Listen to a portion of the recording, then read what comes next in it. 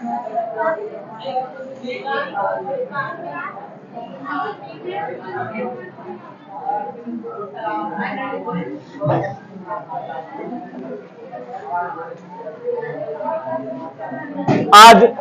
तीसरा जो चैप्टर है वो धातु और अधातु है।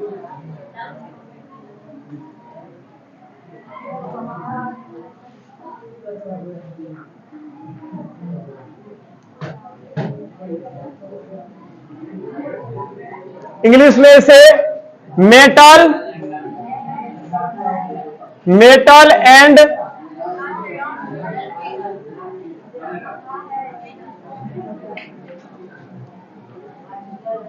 नॉन मेटल कहा जाता है। धातु और अधातु, सबसे पहले जान लेते हैं कि धातु क्या होता है। धातु विद्युत और ऊष्मा का सुचालक होता है। धातु आघातवर्धीय और तन्य होता है। धातु से टन झन की आवाज निकलती है, किसी सतह पर गिर जाता है तो उससे आवाज निकलती है। और धातु जो होती है वो ठोस अवस्था में पाई जाती है।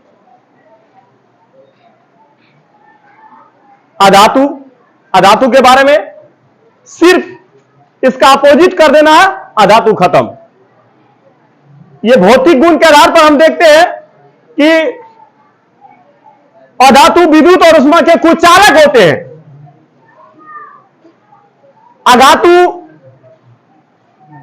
आघातवर्धनीय और तन नहीं होते हैं।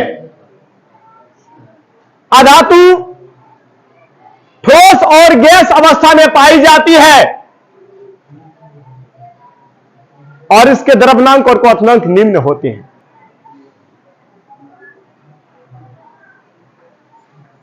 और आघातवर्धीय, यहां एक सवाल आया कि आघातवर्धनीय या आघातवर्धीय क्या होता है।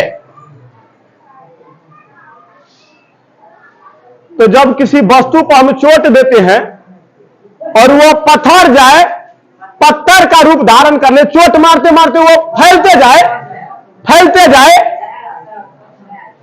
होता है ना, तो उसी को क्या कहते हैं, आघातवर्धीय। बहुत ऐसा लड़का भी है, हमारा विद्यार्थी भी है, जिसको बहुत चोट देने के बावजूद भी पत्थर जाता है। कहने का मतलब यहां यह है, चोट मारते रहते हैं, कहते रहते हैं, लेकिन उनको कोई फर्क नहीं पड़ रहा है और पत्थरते चल रहा है, वो आघातवर्धनीय होता है। और तन्य का मतलब होता है तानना, खींच कर, जैसे रबर को खींचते तो तन आ जाता है, उसी प्रकार धातु तन्य होती है, धातु आघातवर्धीय होती है, टन झन की आवाज आती है, विद्युत और ऊष्मा के सुचालक होते हैं। ये किनके गुण बता रहे हैं अभी, धातु के। अब इसमें एक सवाल आया कि सर सुचालक का मतलब क्या होता है। सुचालक को इंग्लिश में कंडक्टर कहा जाता है, हिंदी में चालक भी कहा जाता है। सीधा समझिए, जिससे होकर करंट प्रवाहित हो रहा है, बह रहा है, धराधर जा रहा है, वो होता है सुचालक। और विद्युत और ऊष्मा का सबसे अच्छा चालक चांदी होता है, याद रखिएगा। विद्युत और ऊष्मा का सबसे अच्छा चालक कौन होता है, चांदी होता है। याद हो गया ना।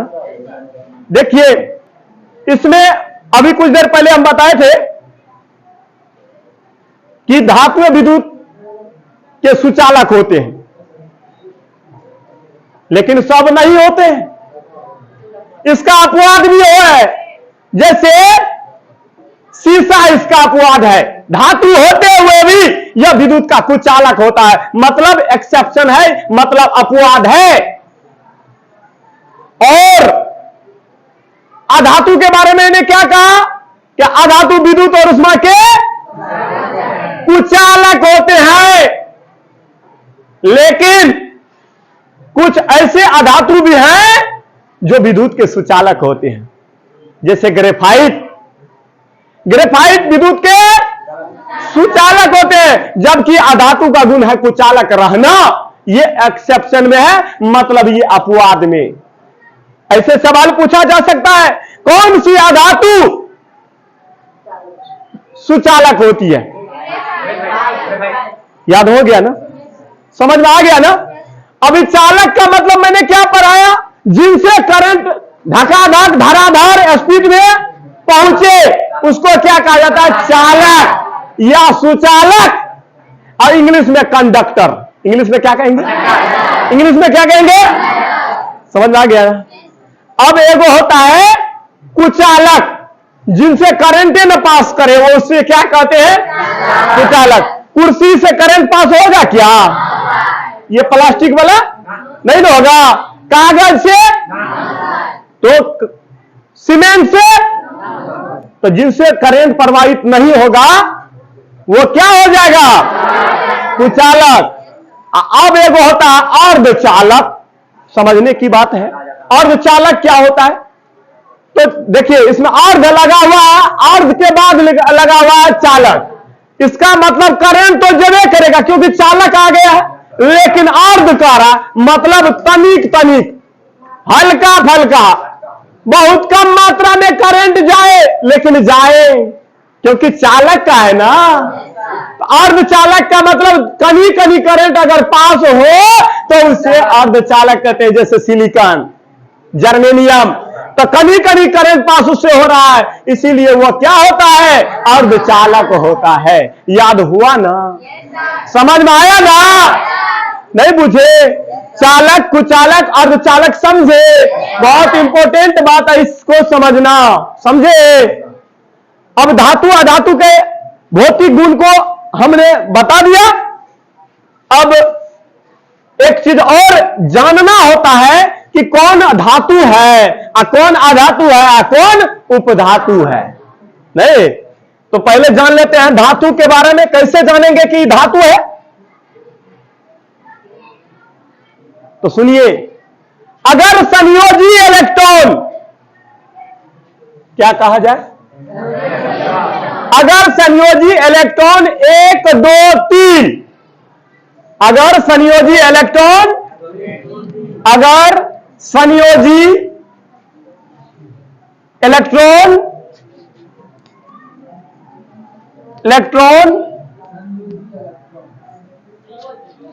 संयोजी इलेक्ट्रॉन 1, 2, 3 हो तो वह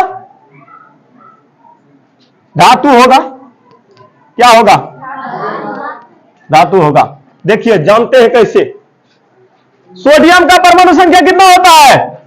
Na का कितना होता है? Na 11 होता है ना। तो बनाइए 2 8 1, ये कोर इलेक्ट्रॉन होता है। कोर इलेक्ट्रॉन ये होता है, संयोजी इलेक्ट्रॉन 1 हुआ ना। तो बताइए, अब बताइए ये धातु है कि नहीं है? धातु है। अब मैंने क्या लिखा? अगर संयोजी इलेक्ट्रॉन ये है। अगर संयोजी इलेक्ट्रॉन 1 2 3, अगर संयोजी इलेक्ट्रॉन 1 2 3 हो तो हम क्या जानेंगे? वो क्या होगा? क्या होगा? समझ में आया? अब जैसे Mg12 का होता है मैग्नीशियम, तो इनका बनाते हैं तो 2 8 2, क्या इनको धातु कह दे? क्या आप लोगों को समझ में आया? और एल्युमिनियम का 13 होता है, इनका निकालिए तो होगा 2 8 3, क्या यह धातु है? पहचान जाएंगे? चलिए दूसरा जो होता है अधातु, नॉन मेटल, अधातु के बारे में हम कैसे जानेंगे? तो अगर संयोजी इलेक्ट्रॉन 5 6 7 आवे तो वह क्या होगा? क्या होगा? अधातु यानी कि नॉन मेटल। क्या होगा? संयोजी इलेक्ट्रॉन 5 6 7 हो तो वह क्या होगा? फिर से बोलिए तो, यानी कि अधातु होगा। अब जैसे नाइट्रोजन का 7 होता है, 7 को कैसे निकालेंगे? तो 2 अकोमा कितना हो जाएगा? 5, यानी कि 2 हो जाएगा कोर इलेक्ट्रॉन और 5 हो जाएगा संयोजी इलेक्ट्रॉन। मैंने कुछ देर पहले क्या कहा था कि अगर संयोजी इलेक्ट्रॉन 5 हो तो वह क्या होगा? यानी कि नॉन मेटल हो जाएगा। ऑक्सीजन का परमाणु संख्या 8 होता है, तो बताइए इनका 2 6 आ गया ना? 6 आया तो क्या होगा? समझ में आ गया? नहीं समझ में आया? आ गया ना? और तीसरा जो होता है, तीसरा होता है उपधातु। क्या होता है? उपधातु। अब उपधातु के बारे में सुन लीजिए कि अगर संयोजी इलेक्ट्रॉन 4 हो, क्या मैंने कहा? तो वह क्या होता है? उपधातु होता है। वो क्या होता है? तो संयोजी इलेक्ट्रॉन किसका 4 होगा? सिलिकॉन का निकालिए, 14 का निकालिए, तो कैसे निकालेंगे? 2 8 4। क्या 4 आया? क्या इसको उपधातु कह सकते हैं? तो सुनिए, उपधातु का मतलब धातुओं हो और अधातुओं हो, उसी को क्या कहा जाता है? नहीं समझे? उपधातु का मतलब समझे? जिसमें दोनों का गुण हो, उसको क्या कहा जाता है? तो धातुओं का गुण हो और अधातुओं का गुण हो, यानी कि दोनों गुण हो, तो उसे क्या कहा जाता है? उपधातु। इंग्लिश में मेटलॉइड्स। मेटलॉइड्स, मेटलॉइड्स इंग्लिश में क्या होता है? मेटलॉइड्स। तो जिसमें दोनों गुण हो उसे क्या कहते हैं? धातु। तो चालक समझे, अचालक या कुचालक समझे, और अर्धचालक भी समझे।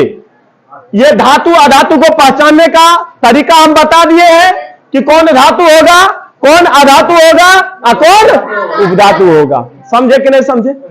किसी को डाउट है क्या?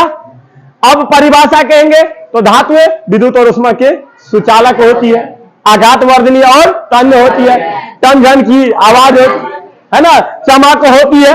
और इसका अपोजिट कर दीजिएगा तो क्या हो जाएगा? अधातु। जिसमें दोनों गुण हो, तो जिसमें धातु अधातु दोनों गुण हो, उपधातु। पूरा समझ में आया कि नहीं? ये संयोजी इलेक्ट्रॉन समझे कि नहीं? धातु और धातु को पहचानने के लिए जाने कि नहीं? और किसी को कोई दिक्कत? इसके बाद हम अगला दिन इनके क्या कहते हैं, वैलेंसी कैसे निकालेंगे, ये सब बातें बताएंगे। और इसका फिर क्या कहते हैं, ये रासायनिक गुण, ये भौतिक गुण हुआ, जिस गुण को हम देख करके बता देंगे। चमक है, टंझन की आवाज आती है, ये देख करके बता रहे हैं, ये भौतिक गुण हो गया। अब तब होगा रासायनिक गुण। रासायनिक गुण में धातुएं इलेक्ट्रॉन को त्यागता है। एक और बात जान लीजिए, जो इलेक्ट्रॉन को त्यागे उस पर प्लस चार्ज होता है। याद रखिएगा, जो इलेक्ट्रॉन को त्याग दे उस पर कौन सा आवेश होगा? प्लस। और जो इलेक्ट्रॉन मांगे तो धातु हमेशा देने का काम करता है, अधातु हमेशा मांगने का काम करता है। तो इसीलिए धातु पर प्लस चार्ज और अधातु पर माइनस चार्ज। समझे? अगर जितना इलेक्ट्रॉन देगा उतना धन आवेश कपार पर होगा। समझे? और जितना इलेक्ट्रॉन मांगेगा उतना माइनस होगा। उदाहरण के लिए हम दिखा देते हैं, देख लीजिए कि सोडियम का परमाणु संख्या 11 होता है ना, तो 11 होता है तो कैसे निकालेंगे? 2 8 1। अब बताइए, इनके पास तो 11 है और हर कोई एलिमेंट पीरियोडिक टेबल में, आवर्त सारणी में अक्रिय बनना चाहता है। हर कोई तक। क्या हम लोग चाहते हैं कि हमको किसी से लड़ाई हो जाए? तो जानते हैं 6 को निष्क्रिय इनर्ट गैस की संख्या पीरियोडिक टेबल में, आवर्त सारणी में अक्रिय गैसों की संख्या 6 है। याद रखिएगा, इसका नाम इस साइड में लिख देते हैं, हीलियम, नियन, आर्गन, क्रिप्टन, जेनॉन और रेडॉन होता है। ये 6 अक्रिय गैस है जो किसी से क्रिया नहीं करता है। और क्रिया क्यों नहीं करता है? क्योंकि इसका इलेक्ट्रॉन फुलफिल है, पूरा भरा हुआ है। एक बात बताइए, भगवान सब कुछ हमने झोली में भर दे तो हमको किसी से कोई तकलीफ होगा? नहीं होगा ना। इस 6 को भगवान ने पूरा भर दिया इलेक्ट्रॉन। कहा जितना तुमको चाहिए तुम ले लो और तुम खुश रहो। कहा ठीक है, हमको 2 चाहिए। कहा ठीक है ले लीजिए। ये कहा हमको 10 चाहिए। कहा ठीक है नियन हो। कहा 10 चाहिए। कहा ले लीजिए। तो ये किसी से लड़ाई करेगा? तो 6 गो एलिमेंट ऐसा है पीरियोडिक टेबल में जो किसी से क्रिया नहीं करता है। उन सब का नाम जान लीजिए। हीलियम, इनका परमाणु संख्या 2, नियन का 10, आर्गन का 18, क्रिप्टन का 36, जेनॉन का 54 और रेडॉन का 86 होता है। जेनॉन का कितना होता है? 54 और रेडॉन का 86। तो जानते हैं इस सोडियम कहा क्या हमको भी अक्रिय बनना है। कहा किसके जैसे? कहा हम 11 है, हमको 10 निकट में अक्रिय दिख रहा है, हमको 10 बना दीजिए ना। कहा सुनो जी तुमको तो बना देंगे लेकिन उसके लिए एगो इलेक्ट्रॉन को त्यागना पड़ेगा। कहा शर्त मंजूर है, एगो इलेक्ट्रॉन हम निश्चित ही त्याग देंगे। और कहा जब एक इलेक्ट्रॉन त्याग देंगे तो हमको आज तक किसी से लड़ाई वैसे भी नहीं हुआ था, अब तो साफे नहीं होगा। पहले हल्का फल्का हो जाता था लड़ाई, एक था ना। ये कहा हम इसको त्यागेंगे। कहा ठीक है त्याग दीजिए। ये त्यागा, इसके कपार पे एगो प्लस दिखाई देने लगा। जितना इलेक्ट्रॉन को त्यागिएगा उतना प्लस चार्ज होगा और जितना मांगिएगा उतना माइनस हो जाएगा। ये कह रहा है। देखिए क्लोरीन का 17 होता है तो कैसे निकालेंगे? 2, 8 और 7। देखिए ये पूरा, ये अधूरा है। अब बताइए एक मांग ले तो बढ़िया कि 8 को त्याग दे बढ़िया? बताइए एक मांग ले बढ़िया कि 7 को त्याग दे? 8 को नहीं होगा, 7 को होगा। एक मांग ले बढ़िया कि 7 को त्याग दे बढ़िया? एक मांग लेगा ना। एक जब ये मांगेगा बताइए मांगने पर माइनस की प्लस, तो क्लोरीन पर एक टुकुर टुकुर माइनस ताक रहा है। पूछा ऐसा क्यों हुआ? क्योंकि क्लोरीन एक इलेक्ट्रॉन मांगा है और जो मांगता है ना उस पर माइनस की प्लस। देखिए सोडियम एगो त्यागा तो प्लस, क्लोरीन एगो मांगा माइनस। समझे कि नहीं समझे? ठीक है बस इतना ही, अगला दिन फिर